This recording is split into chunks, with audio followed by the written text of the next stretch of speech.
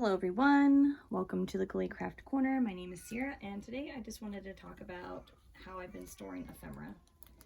So before I really started junk journaling, I started seeing people's kits on Etsy and I was thinking, should I buy a kit? I don't know. I wasn't really sure what I wanted to do. I knew I was collecting children's books to journal with. I knew I was collecting lace, trims, buttons, anything that could be adhered to paper. I'd watched some videos on glue books. And I really was just trying to figure out what I wanted to do. The room I'm in is kind of a long and skinny room. That's my bedroom. And instead of a closet, so it's not a traditional bedroom, instead of a closet, it has some shelving built in. And so I was like, maybe I should store it upright in binders. And I remembered that when I was homeschooling, I had a bunch of plastic sleeves. And so I decided to do notebooks to store my kits or bundles of whatever I either want to make or sell. And so that is what I'm going to show you today. I also got some of these plastic envelope things. This is what I will use eventually maybe for glue booking. It was this beautiful magazine. Lots of really cool fonts, some cool pictures. It was the magazine Taproot. I did a flip through of that. I can link the video down below in my description box. So yeah, I think I'm just going to show you where my mind was going. So when I first started, I was getting books and I was starting to go through them. Oh, I think I'm gonna have to move some of this over. Maybe I'll move one or two of these. When I started buying books and I started to tear them apart, going, okay, well, which side of the page do I like better? Or I'll just save the whole page and decide later on. So this one was originally supposed to be for like a zoo. It was this wild safari book. Inside, I've also tucked in a book about the zoo called A Zoo for Mr. Mustard. It's got some really cute pictures. It's from the 60s. I used a couple images from it to make the giraffe cards for Meg and Carol. I did a process video on that. I will link that down below if you'd like to see how I did that. It was a lot of fun to be able to use books that I have. I've collected books for over a year now, which doesn't sound like that long, and compared to some people it really is not, but I have a lot of books. So that is like a zoo kit or a wild animal kit. This, I need to go through some ripped up dinosaur books that my kids have kind of like trashed and we've had to buy new copies of, but this was from a dinosaur Monopoly game. Just some pieces to be able to use as like journaling cards tucked into things. So this would be great for dinosaurs. This one is all about dogs. So I got this book. I think I'll just take them all out because they're the easiest right now. I got this book and it had all different types of dog pictures and it was just this story. So I fussy cut some things out of it. I saved my favorite images out of it, just to be able to make like journaling cards, or that would be a really cute belly band. I also have decided to start putting other things that have dogs in it. Like this is from a child craft book. It ripped, so I kind of just snipped it there, but I was like, I could fussy cut that out and put it somewhere. This is a book from the 60s and it had a couple pictures of dogs. Like these monochromatic pictures. I thrifted a bundle of stickers and whatnot. Stickers and brads. Epoxy brads. And so I was like, oh, I could definitely use those or, put those in a kit. And then this is from that scrapbook paper company, All About Dogs. And I don't even think it's been used. But it's just all these dog stickers. And I was like, well, I know how to put it in the dog kit. So all of these items with vintage dogs, dog stuff. I have a couple dog covers, all about dogs. This is the rest of the child craft that hasn't been sorted.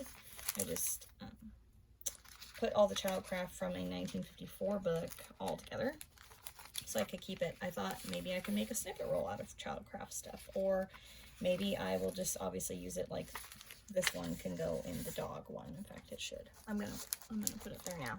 So I haven't really sorted through all these, but they are all from the same book. These are from sorry, I'm just gonna have to move these because they're sliding everywhere. This is from 1960s books, and these are all monochromatic pictures. So all yellow, all blue, all green. I think there's some all red, which is some of my favorite images. I think that'll make a really pretty oversized journaling card. I was thinking maybe for eclectic school journals or childhood journals. These are my Richard Scarry fussy cuts. I was debating on listing some of these for sale because I have still several more Richard Scarry books I can fussy cut. And there's probably at least 100 something fussy cuts in here so far. And like I said, I'm not even done. So if any of you would be interested in that, leave me a comment down below. Okay, so now that I'm at the end, I can pretty much close it. This is all like a little bit of chipboard and white and black images. So some of these are from magazines, some are from books. I think one or two is from like a little pamphlet. Just, you know, I could fussy cut that out and put it on a tag or a page or, you know, behind some lace and do a cluster. This is from a vintage Bobbsey Twins book. So I have all the images from there. They will probably later get sorted into what I would want to do with them. I've taken a couple out, little pictures, and put it with like my farm stuff. But these would also go really cute in eclectic journals because they're just such cool images and they're so also monochromatic and obviously vintage. This is just a bundle of things that I want to make into journaling cards. A lot of it is kind of like Victorian or Edwardian. Some of them are painted from the journal I did for my friend recently. I will link that down below if you haven't seen my latest flip through. But these are extra pages from that book and they're beautiful. This is a book cover sleeve thing from Stuart Little, and I think that would be a really cute journaling card or tag. Probably card because it's kind of wide and I don't want to cut off the boat. But yeah, so that is what is in this binder. Binder number 1. So I'm going to set that aside, pull out binder number 2. This one I just started, so it's clearly not as full, although it is a thicker binder, so that's great.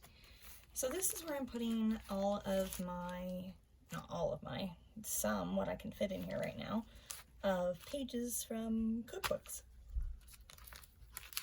That also includes some like donut stickers, a couple of these little tiny booklets. I have more of these, but these ones were loose, and so I just tucked them inside.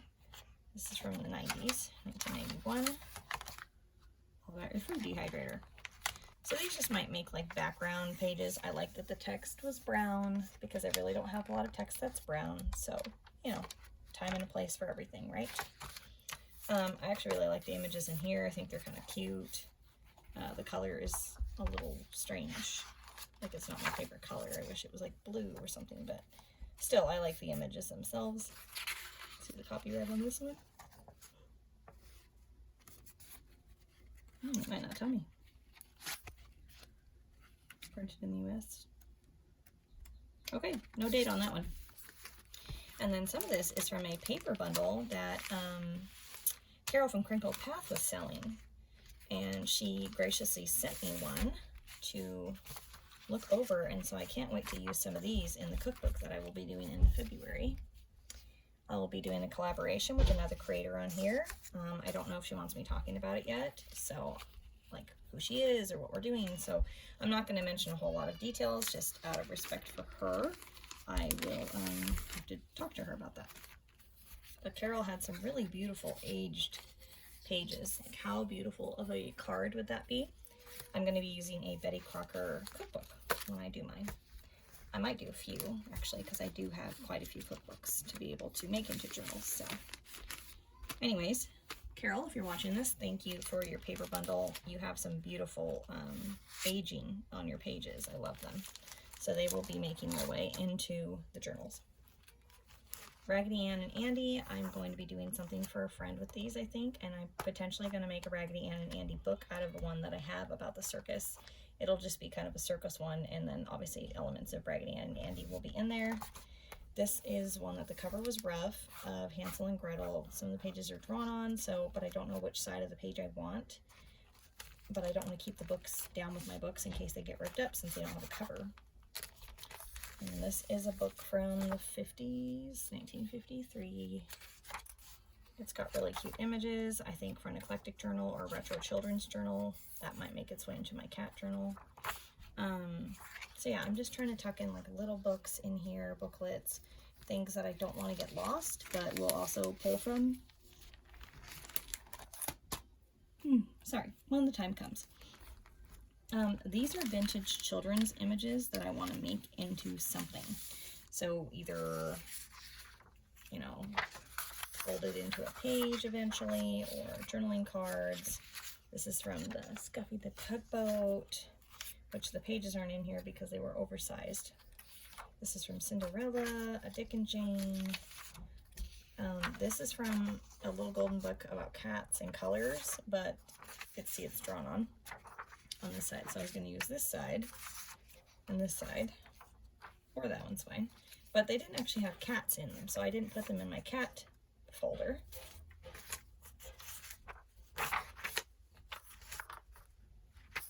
Anyways, just trying to show you guys how I'm kind of organizing some of these things. They will eventually be put into journals.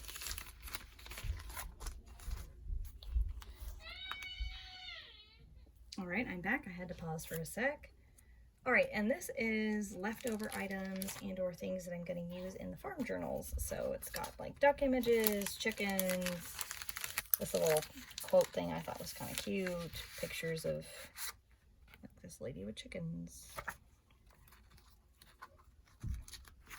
and this one with ducks. So the rest of the farm journals, when I'm done, all the extra stuff will be in here. I found a really adorable farm book that I have not turned into a journal, but I was thinking about listing it in case anyone wants to. So I've just been working on making some ephemera today. This is from that child craft bundle I showed you earlier. This is a Richard Scary fussy cut that I just backed on some file folders and made little journaling cards to tuck into the journals that I'm working on. So farm journals are underway, and this is another piece of from the Bobbsey Twins sleeve that I showed you with all of the ephemera from that.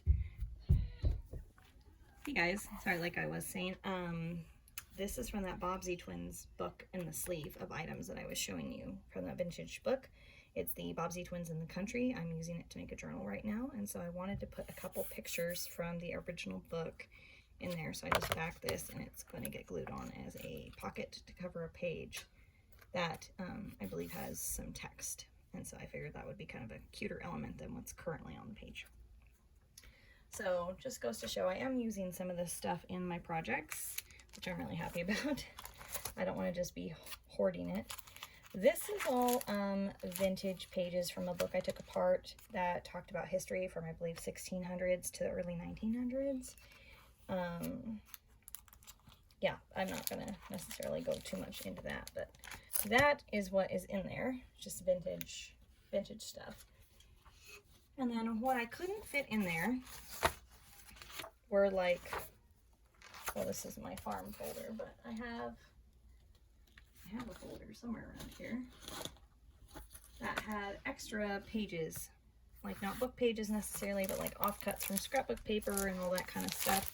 And I'm currently just keeping that kind of like this in a file folder with just, like this is wrapping paper, so I probably won't put, I don't know, I might put this back with my wrapping paper, or I might just keep it in my scrap pile because I only have this one piece. So if any of you would like to leave your tips down below for how you like to store your scraps, like when you don't have a whole sheet or multiple sheets of something, do you keep it in a scrap pile or do you still put it back? What really is the easiest when you're trying to look for something? Maybe it depends on how many projects you've done. Not sure, but I would love to hear your thoughts down below. Please comment and leave me any ideas that you have. Do you guys keep your stuff in binders? Do you think it's effective?